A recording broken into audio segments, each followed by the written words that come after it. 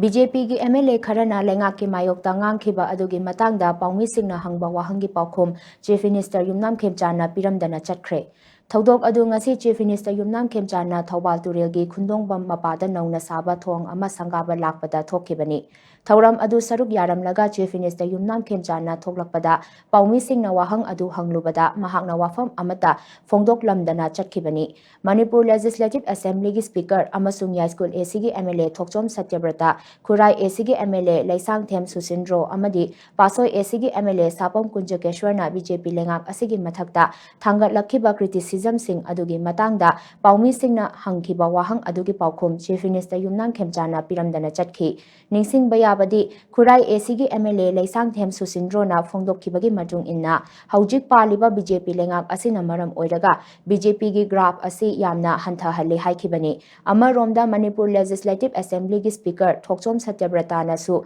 Haujik Oiriba Lamdam Asiki Phibamgi Matangda Wafam Kaya Fongdokkibani Mahakna Fongdokkibagi matung inna Manipurda Maitai Singna Sekmaidagi Kakching Lamkhai Phawbadamak Chatpa Yabana Mamal Tangba bike amadi car sing laibagi mathau tadre Gari hek start tawbaga Panthung Pham Yauriba Asi Laibak Thibani Haikibani Pasoi ACG MLA Sapam Kunjakeshwar nasu Miyamgi Yaifanaba Thabak Tawba Ngamdrabadi Political power pairubagi wahanthok leite haikibani Maikai Kayadagi BJP gi legislator singna criticize tongnarakpa asina state lengak amadi party gi unity gi matangda wahang kaya ama thoklaktabadi natte